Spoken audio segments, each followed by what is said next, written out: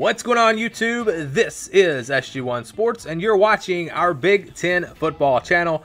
Over the next week or so, we're going to be giving you our recaps of all of the Big Ten teams, or at least as many as we can possibly do here on the channel. So watch for those videos again, and it'll probably take a week or so to get all those videos out. But we wanted to do Ohio State. Obviously, the Big Ten champs from last year, the most popular team in the Big Ten as far as fan bases are concerned. So that's why we went ahead and got this one. Actually, we already have one up for Purdue from last Saturday, so you can check that out as well if you want to get caught up on that spring game. But yeah, let's talk about Ohio State. Obviously, Justin Fields is the big topic here.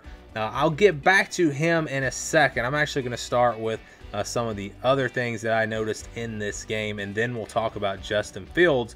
One thing that jumped out to me is the skill position, particularly the wide receivers. This wide receiver core is absolutely loaded. Austin Mack, KJ Hill, Benjamin Victor made several great plays. Now you bring in true freshman Garrett Wilson, who had just an incredible touchdown catch in this game. The receivers on this Ohio State team are right there among the best in all of college football, and it's interesting because that's a video that I've been planning to do over on the main channel, is look at the top 10 wide receiver groups.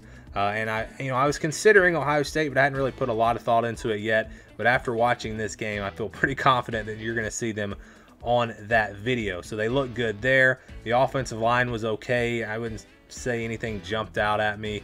I thought they looked better maybe in the run game than what we saw last year. They opened up some pretty good holes. I can't stand what they did. I can't remember what they were calling it, but they didn't even tackle in this game. I mean, I understand not hitting the quarterbacks and things like that, but you got to at least tackle. You got to have real tackling. That was that's tough to watch. It really is. But it is what it is. Defensively, I thought they didn't look great. I thought we saw a lot of what we saw last season. Gave up some big plays. We think they're in position at times, but who knows if they would have actually made those tackles because they weren't live. They weren't really tackling out there. So that's a concern for me. If I'm an Ohio State fan, I'm concerned about the defense. With everything they have coming back, you'd expect this defense to be one of the better defenses in the Big Ten. And maybe they just need to simplify things because they have the talent. Just get out there and play your base defense. I don't know what the deal was. Maybe it's just the offense was so good today, but there were receivers open a lot. There were big holes for the running backs to run through.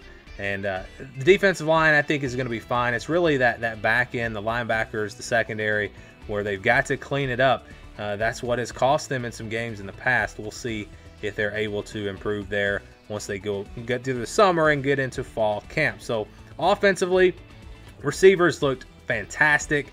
You didn't really see J.K. Dobbins much, but I tell you what, Master Teague looks like a very, very solid number 2 back, one of the top number 2 backs probably in the country.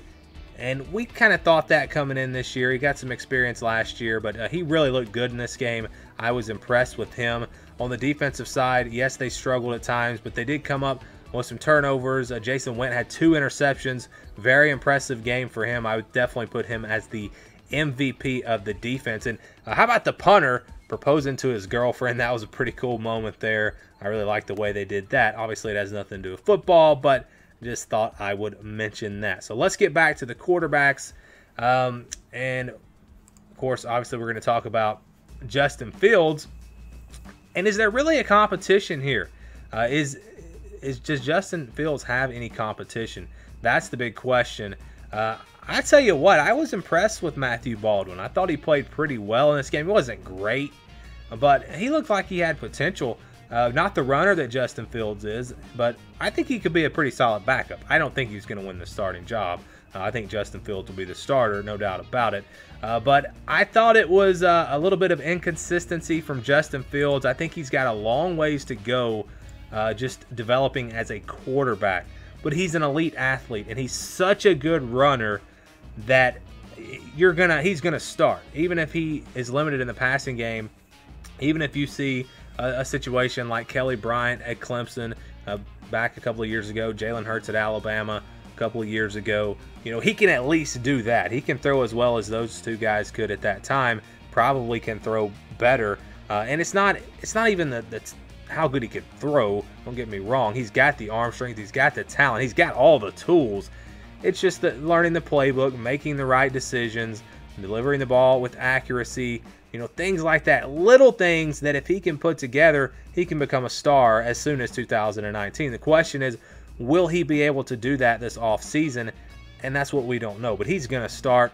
Now, I think he's going to be more of a Braxton Miller type quarterback. I think he's going to run it a lot. You're not going to see, you know, this is not Dwayne Haskins back there. And I think he'll run it more than JT Barrett did as well. He's just such a good athlete. I mean, one of the better running quarterbacks, I think, in all of college football. But he made some good plays. He started really slow. You know, the very first pass of the game was way behind his receiver. I don't know if it was nerves or what. He stood in the pocket a little too long at times. You know, if this was real football, he would have took some hits in this game. That concerned me a little bit. Was not great on his accuracy at times. Even the long touchdown pass he had from the 2-yard line, you know, the receiver made the play, though. The defender fell down. It was a horrible play by the defense. But that ball was underthrown. It wasn't a perfect ball. Even that pass, you know, you're looking at the highlights saying, look at this great pass. The announcers were going crazy. This is what you can see from Justin Fields. Well, that wasn't even a perfect pass. I mean, it was a decent pass. It was a good pass. It was good enough to get a touchdown. But you saw a lot of that where his passes weren't just perfect. I think he'll improve on that as he goes through the offseason, builds rapport with these receivers, and just learns the offense more and more. I think he's going to be fine. I think he'll be a kid that maybe starts the season a little bit slow. You're starting to wonder, you know, is Justin Fields really the real deal? And by the end of the season, you're going to see a superstar. That's just kind of my guess. That's my prediction of what you're going to get out of Justin Fields in 2019. But this offense is going to be really, really good regardless of what he can do as a passer, because he's so good as a runner. And you've got Teague, you've got J.K. Dobbins back there. They're going to be running that read option a lot, in my opinion, and I think they're going to have a lot of success. And because of that, this Ohio State offense is going to be very tough to stop. If he can develop as a passer, if he can turn into a Tua Tagovailoa or Trevor Lawrence as a passer, then Ohio State is right there with Clemson and Alabama. And you're talking about a team that's going to be very, very tough to beat. Again, even if he can't do that, even if he doesn't get quite to that level, if he's more like a Jalen Hurts or Kelly Bryant a couple of years ago, I still think Ohio State's good enough to win the Big Ten. And I still think they have to be considered the front runners, but they do need to clean up that defense. So looking ahead to 2019, I came away from this game feeling about the same, a little bit underwhelmed with Justin Fields passing in this game. But again, it could have been nerves. It could have been the fact that he just hasn't learned the full playbook yet. He's still getting that chemistry built up with these receivers. Whatever the case may be, I just didn't think he was quite where I thought he should be at this point. I think he'll get there by next season, though. And just, again, his athleticism is just unbelievable. He's going to be a star for Ohio State. Defensively, though, you've got some things you got to work out. Just give up a lot of big plays. Is it the defense? Is it the offense being that good? Well, we'll find out come September, or actually I guess they'll kick off at the end of August. But yeah, Ohio State still, to me, looks like they're going to have a great year in 2019. If they're going to be elite, if they're going to have a chance to win a national championship, it's going to come down to Jalen Hurts as a passer and this defense improving, and we'll see if they can do that. I'd love to get your thoughts, especially if you're an Ohio State fan. What did you see in this game? Did you agree with my takeaways? Maybe you saw it a little bit differently. That's fine.